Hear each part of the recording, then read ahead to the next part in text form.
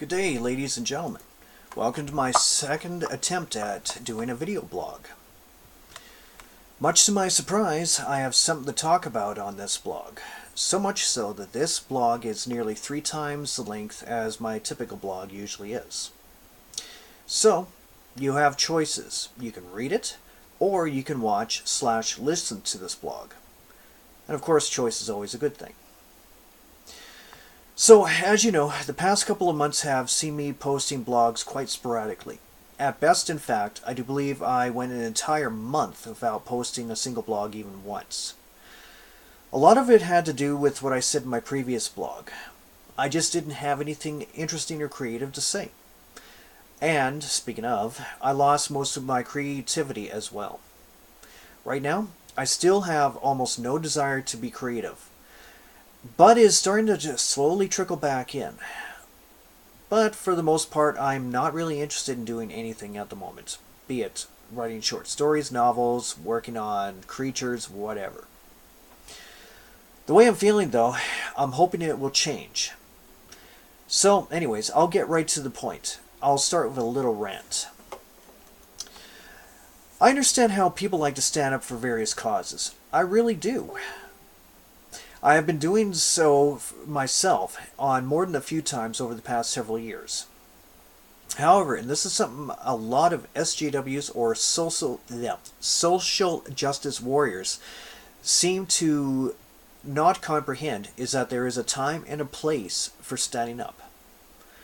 Twice last week, a certain individual has gone all SJW for no good reason whatsoever on Facebook. The first was when an author I happen to be friends with posted about those god-awful things called romp hymns. You know, you've probably heard about these. They're rompers for grown men. Anyhow, the post was essentially the author stating she didn't like them, and all I did was agree. I don't. There was nothing about shaming people who would like them. There was no bashing, no body shaming, or anything at all like that. Just a single statement that they were not the kind of thing that we would like. So one particular SJW decided that he would bash her and the post. Now, I did try in vain to find this particular post and copy what was said, but I'm guessing the author decided that she didn't want it any longer on her Facebook page and ended up deleting it.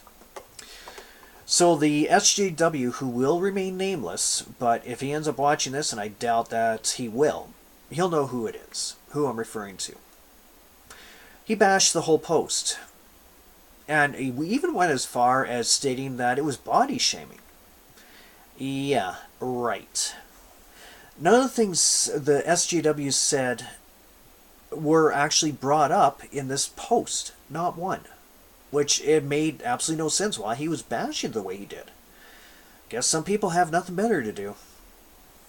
Anyways, the second time was when I made a comment on my own timeline about being very underwhelmed by the prospect of a Big Bang Theory spin-off series about a young Sheldon Cooper.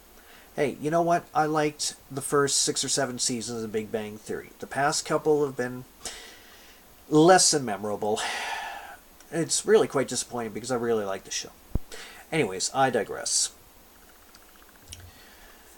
The very same SJW that I've already mentioned decided to comment on my post about this. Here is the post almost in its entirety. I made a couple of very minor edits. He said, I actually like the first few seasons of Big Bang Theory. I have never once thought I want the stories of an obviously undiagnosed autistic child being constantly bullied with a bunch of horrible stereotypes about Texas. The story of a young Sheldon Cooper is not a fucking comedy. Needless to say, I was not impressed. All I said, essentially, was not being interested in the series. My reply was pretty straightforward. And it's been posted and I'll read it here. And it's been edited slightly, but just minor changes here and there. This is what I said. You know, I get it. You like to stand up for things. There is a time and a place for it, however, and when I make a simple statement about something I am not interested in seeing, unless I get really damn defensive, which is rare but it happens, refrain from posting like you did here. Especially if you decide you want to swear on my page. I do, it's true, But then again, it's my page. That's pretty much it in a nutshell. Unless I'm really being a fucking offensive asshole about something, you can post your comments here, but don't be a dick about it, and don't swear on my page. All that's going to happen is you're going to piss me off, and you'll eventually get yourself unfriended and blocked. Not that I guess that's going to be really much of an issue for him. So, there's a time and a place for being an SJW, and a simple little harmless comment and observations are not the time or the place. So, anyways, that takes care of the little rant that I had. SJWs, gotta live with them, but you know what, for the most part, don't pull your shit off on my page, and I'm just going to ignore you unless you do something really stupid. Anyways, I'll talk about comics now. Back when I was in school, I was a very avid comic book reader. Back then, comics were still pretty cheap, typically 50 cents an issue. Then again, I'm so old, I remember comics being 5 cents an issue. Yeah, and I think dinosaurs ruled the earth at that time too. Boy, terrible age humor, eh? Anyways, with them being as cheap as they were, I would buy as many as 20 bucks worth or more per week. So, at that cost, you're looking at 40 plus comics a week. It's a hell of a lot of comics. I read most of the mainstream Marvel titles. I never did like DC all that much. Nothing wrong with DC comics at all. I'm not trying to start any kind of argument or anything like that. It just that I preferred Marvel. It was that simple. One of my favorite titles, though, back then, of course, were X-Men, and the few spin-offs like the New Mutants and so on that were available. And, well, at that time, they were starting to come out with the miniseries as well. As years progressed, I started to move away from the Marvel titles and got more specifically, superhero titles in general. I ended up going with a lot of smaller companies and independent companies. Oddly enough, you'd consider Dark Horse a smaller/independent way back then. Anyways, the reason why I'd gotten out of superheroes was because I'd gotten pretty tired of the silly, super-powered soap operas which most of these comics have become. It was tiring. I'd found no interest or anything in these comics. And, of course, things change. I found a wonderful woman and got married, and discovered very quickly that taking care of her at that time cost a lot of money. A lot of money which I used to spend on comics. So guess what? I gave up on comics, period. For nearly 15 years, or maybe even longer, I'm not 100% sure. It wasn't until around 2007 or 8 that I finally realized that I had spare cash and I would be able to buy several comics a week, once again. So I started buying them. Over the past several years, I've built up quite a collection of issues. Very little, once again, of the mainstream titles, mainly smaller companies. I only had a couple of Marvel, I think 1 or 2 DC, and the rest were all pretty much those smaller and independent companies. Even now well, I guess it's kind of changed, and I'll explain later. Currently I read the following: The Walking Dead, Harley Quinn, Batman Beyond, Guardians of the Galaxy, and all their various spin-offs. Predator, Comedy, that's how you call it? Maybe, I'm not sure. And Star Wars. Oh yeah, and a couple of game tie-ins like Mass Effect and, what is it called? Yeah, Dragon Age, sorry. Now, of course, several of the titles, like the Aliens, I kind of lumped them all together, like Predator, Aliens Defiance, what the heck is it? Dark Orbit, I think it's called. Or, sorry, Dead Orbit. And, of course, the Life and Death series, which covered Aliens, Aliens vs. Predator, Predator, and Prometheus. And then there's all the various Star Wars titles. Several of them are going right now. Of course, we're looking at the Star Wars itself, Poe Dameron, Dr. Aphra, if that's how it's called. Pronounced, maybe I'm getting it wrong, I don't know. Darth Maul, and any miniseries that they happen to be producing. And I think I heard one about Cassian and K2SO coming out in the near future. So, anyways, that's what I'm currently buying and reading. Now, going back to the Aliens titles, back in the day, I followed the Alien series from Dark Horse almost religiously. After all, I'm a huge fan of the franchise. Well, thank you, Captain Obvious. The main problem is the stories got stranger and stranger, and many of them just simply outright sucked. They were terrible. Needless to say, I was very hesitant about picking up the new series that were coming out a couple of years ago when they first announced all these new ones. And I have to admit that I have been quite impressed with the writing and with the artwork that I've seen in these new comics. Most specifically in the one called Defiance. That has been a really good Alien series. Dark Horse produces it, but Dead Orbit, first issue wasn't bad, although I'm not really sure where it's leading. I'll have more to say about it in the following months. I have to be honest, the art could have been better here and there, but the stories were actually quite well written, and they've kept me coming back for more and more, time and again. As for the Star Wars titles, honestly, I've been not disappointed in the story arcs, nor have I been disappointed in the vast majority of the miniseries that have come out. And there's been quite a few. You've had Han Solo, Princess Leia, Chewbacca, a single one-shot for C-3PO, Lando, and there might have been some more, but I can't remember them off the top of my head. Oh, and honestly, I loved the Darth Vader series and Vader Down miniseries that came out. Anyways, I really doubt I'll ever get back into buying 20 or 30 or more titles a week, the way I had in the peak in my golden years of my youth. But I have to admit, I am happy with the comics that I have now, and also the way that storytelling, and art has evolved. Now, I'm going to actually bring up the main reason why I started this whole topic about comics. I'm going to get a little bit off topic here, but you'll understand when you listen, or read. Growing up, I absolutely hated Scooby-Doo. I loathed it.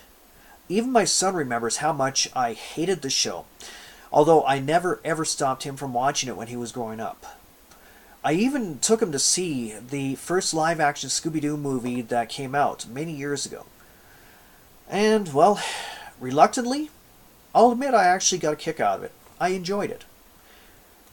But anyways, that's neither here nor there.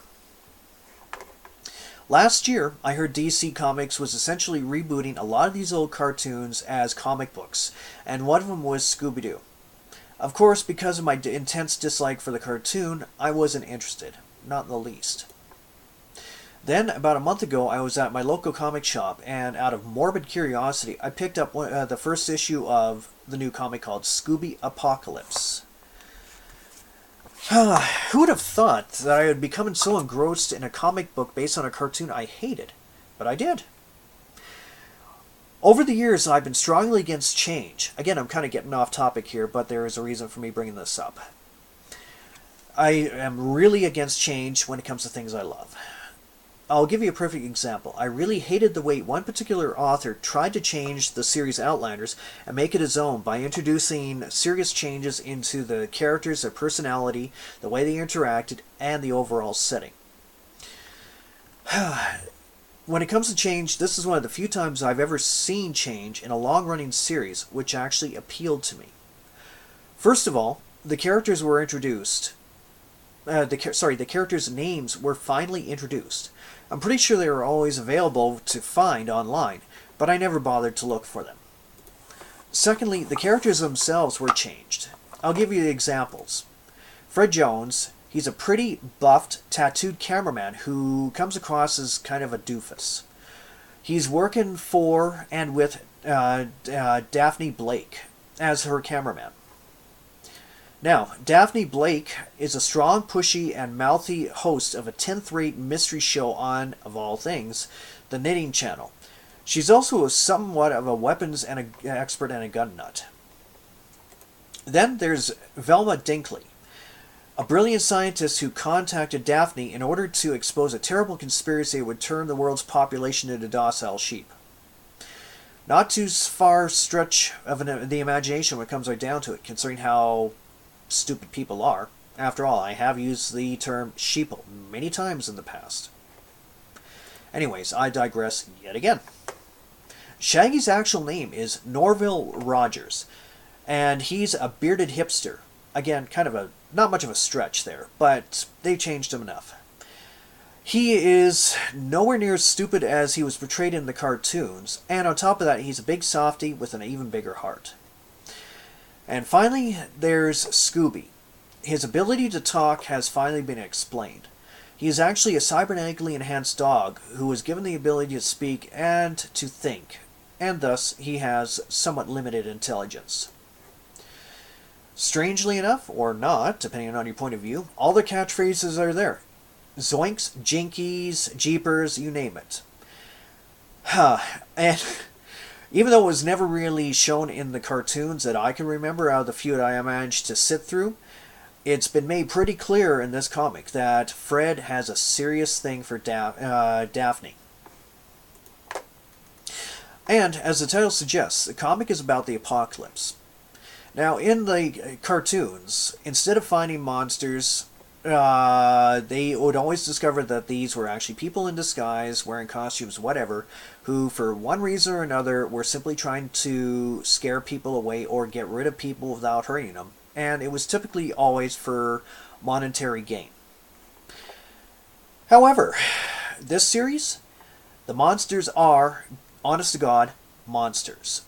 Now, I'm not going to really explain why the monsters came to be or why it's called Scooby Apocalypse, but pick it up and give it a look. You'll understand why without me going through any spoilers here. Needless to say, I purchased the first compilation, which I'll hold up and show you guys right here. It's the first 6 issues. And I will be getting the second compilation as soon as it's available, and I'm hoping that's not going to be very long from now. And then once I have that, I'll be picking up the issues on a monthly basis. So anyways, that takes care of the whole comic part. Now, Michael Varhola asked me to talk about the reasons as to why I didn't see Guardians of the Galaxy Volume 2 last week, and as well as why I won't be buying the Celebrity Fast Pass, aka the VIP Pass, in the future from the Calgary Comic and Entertainment Expo. First, Guardians. I really wanted to see it. In fact, I attempted to see it on Saturday, but couldn't get in. I'll explain why. See, my wife has quite a few free passes from a local theater chain here in Calgary. And when we tried to use them, not only this week but last week, we were told by the guy running the counter that Disney will not allow anyone to use free passes to see the movie for the first 2 weeks of its release. And obviously Guardians of the Galaxy was made by Disney. I could have gone to see it in a different theater, but my beautiful wife wanted that particular theater. The main reason is because of the recliner seating. Well, and the drinks and other things are a bit cheaper there than they are at Cineplex. So, as I said, we attempted to see it on the 20th. I figured, okay, it's been 2 weeks, and now we can use the passes. Nope. Disney, in all its infinite wisdom, decided to extend the non-use of the passes for the entire long weekend. As I said on Facebook, I'll say it again. Fuck you, Disney. It's not like you didn't make $1 billion off the goddamn movie anyways. Sorry, got a little emotional there. In the end, we ended up watching Alien Covenant, and I'll talk about the movie a little later on in the blog. Now, for the story behind the VIP passes at the Calgary Comic and Entertainment Expo. For many years, I've been buying the VIP passes, or as they're now known, the Celebrity Fast Pass. They had quite a number of advantages which made the exorbitant, and I do mean exorbitant, cost of these passes worth my hard-won money. First, and it's minor but still was kind of cool, you got into the expo an hour early every day. Secondly, and this was the big one for me, you were able to skip the lines to get autographs and photos. So instead of lining up behind hundreds of people, you got to go through the VIP pass line. And the only time you had to wait is when there were other VIP pass holders. This really made it worthwhile, especially for me, considering that I always go for the photo ops. And as anyone who has seen my Facebook page can attest, I have a lot of photos with celebrities. And third, and even minor yet, was the fact that you got a shitload of swag from the from the expo store. You always got the art book, a T-shirt, usually a bag or a backpack, and other really cool things like shot glasses or flash drives. And even this year, they had one of those little portable battery packs for your personal electronics. Now, anyways, to get on with the story, in the past, I was always allowed to bring one or two people with me into the VIP pass line. So I took advantage of this. I'd go up and say hi to the various celebrities, not really wasting much of their time. And of course, I would always take my wife and son with me through to get the photos. This year, though, they decided that they were going to only allow the celebrity fast pass holders to go in these lines. I guess, and it's come to my understanding, that all the years previous, this has always been the policy that only the actual celebrity fast pass holders were allowed to do this. But they never enforced it until this year.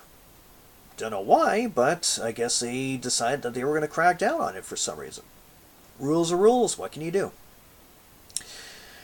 So, instead of being able to go in and get the photos with a couple of the better-known celebrities like Jeremy Renner that I wanted to and being done in a few minutes, we were forced to go through the regular lines. It would have only taken us, like I said, maybe about 15 minutes to get through, but both times we had to wait more than an hour, which was very disappointing. So, the Fast Pass was utterly wasted, and I'm not too happy about that. When it comes down to it, I don't do autographs, with the exception of the Aliens cast. If you want to know the story of how that started, just ask, and I'll be more than happy to relate it once again, but not here.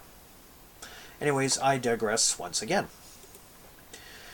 Because of this policy change, it is no longer worth the extra cash for me to purchase a VIP or Fast Pass, as they are now called. I threw away $300 on it, as the pass was over $400, and I could have purchased a regular weekend pass for $100. So, unless there's a mess of folks I really want to get my photo with in the future, and by myself, I will just buy the regular passes instead. I'd much rather save my money than spend as much as I did. So, lesson learned. Am I complaining? Maybe a little bit. But, you know what? It's the rules, and rules are made to be followed. So, I guess I should just be happy that I was able to take advantage of the situation for as many years as I had. Anyways, there you have it. Another topic I wanted to touch on in this blog is anime. Love it or hate it, or simply neutral to it, anime is part of our culture now, and it has been for quite a few years. Now, many years ago, once again during my youth, I watched a little bit of anime here and there. I picked up a few VH tapes of various anime shows like Dominion Tank Police and Ranma 1/2, and several others which unfortunately I can't remember the titles of anymore. Even back then, I wasn't really huge into it, but I did enjoy it on the occasion. For the most part, though, I ignored it over the ensuing years. It just wasn't something I really wanted to get into. And honestly, I just didn't have the money either. So, about 18 months ago, my son really wanted me to start watching a series called Attack on Titan. Look it up if you don't know about it. If you do, what rock have you been living under? I even went as far as purchasing the first 24 episodes on DVD to watch, but I never did get around to it until last night. And this was much to my son's disappointment. He really wanted me to see it. Anyways, what happened next you can blame on YouTube. One of my friends posted a clip from an anime called Gate. It showed a couple of F4 Phantoms blowing the ever-living hell out of a couple of dragons. And then, once the dragons were grounded, they were hit by artillery and small arms fire. I thought that, man, this shit is some of the coolest stuff I've seen in years. So I spent the next few weeks looking around to see if I could purchase the DVDs, and other than paying a minimum of $110 US on Amazon, it turned out my best bet was a streaming service called Crunchyroll. It's only like $8 a month, so I figured, fuck it. So I subscribed to the service and I watched the first 2 seasons over the week. And to be honest with you, I loved it. I had issues with it, and I'll describe those in a few minutes. But I really did like the story, and for the most part, the characterization. Hell, I liked everything about it. Well, again, with the exception of the issues that I'm going to bring up right now. And also, to be honest with you, it was pretty cool seeing the Japanese Defense Force kick some serious medieval ass. Oh, boy, did they kick some ass. Okay, I did say I had several issues with the series, and I'll explain them here. First and foremost, I don't like girls looking like they're children. Especially the one character named Rory Mercury. Yes, that's actually her name. Even the main character's friend, when he first saw her, described her as a goth Lolita. As it turns out, this character is 961 years old, and she's only a few decades away from becoming a full goddess. One of the other main characters in the series is a girl named Lily, and she's only 15 years old and is on her way to becoming a master mage. Let's be honest, I prefer my female characters to be mature women. Watching girls like this is seriously creepy to me. It makes me feel like a fucking pervert. The other issue I had was along this exact line about girls. One of the diplomats in the show shows kindness to a 12-year-old daughter of one of the noble families. And of course, she ends up falling in love with him and demands that he become her husband when she turns 16. What bothers me is he agreed near the end of the second season, and even went as far as to break rules which could have had some serious dire consequences in order to save her life. Noble idea, but the whole idea of a man who's in his mid-20s or 30s marrying a 16-year-old girl is as creepy as all fuck to me. Hey, it's the way I look at things. Like it or leave it, that's the way it is. And finally, even though nothing was really shown, I don't like watching rape. I don't appreciate rape being brought up in anything, be it TVs, movies, anime, whatever. I don't like it, and I don't want to see it. Ever. But I guess stuff like this is pretty common in Japanese anime. Maybe I'm wrong. I'm just taking a guess here. Anyways, despite these 3 issues, I really enjoyed the anime, and after checking online, discovered it's, as I said, it was 2 seasons of 12 episodes. With the first season having been released during the summer of 2015, and I'll assume that the second season was released in the summer of 2016. So, I'm really hoping that we'll see Season 3 in the summer of 2017. Although, from what I've read online, that may not be the case, as the director only wanted to do 24 episodes. Which sucks, considering just how much story was left open. Oh, and I did get a hell of a laugh out of one of the characters who was named, and I shit you not, Princess Pina Colada. Cute. Anyways, yeah, I really want to see the series continue. Now I guess I'll get around to talking about what a couple other topics here. Hey, I did say this was going to be a long blog. But anyways, the second to last topic I wanted to touch upon are several Kickstarters. Now, over the past year, I mentioned Kickstarters in several of my blogs, but then I just kind of trailed off and stopped talking about them. When it comes right down to it, I never did stop backing various games over the past several months. I'll touch on the ones that I have recently backed, and of which 2 are still going. Maybe take a look at these, and maybe it'll tickle your fancy as well, and you'll end up becoming a backer. The first one is Dark Obelisk, Artifacts and Artifice, which is for Pathfinder 5th edition. This is a book covering magic items, artifacts, and other things as well. Take a look at it, especially if you happen to be into Pathfinder or 5th edition. Looks like it's going to be a 200-page or 200-plus page, maybe hardcover book that'll be coming out. I think November or something like that. Anyways, the second game was called Diceborne Heroes, a co-op dice adventure game. Now, typically I don't bother with dice games, but the reason I decided I was going to back this one is because it was created by some local Calgary boys. So, hey, got to support the hometown people after all. And finally, the last game I decided to back was called Bullets and Teeth. It's a casual zombie card game where you can seriously fuck over your friends and fellow survivors. Hey, check these out. Maybe you'll like them.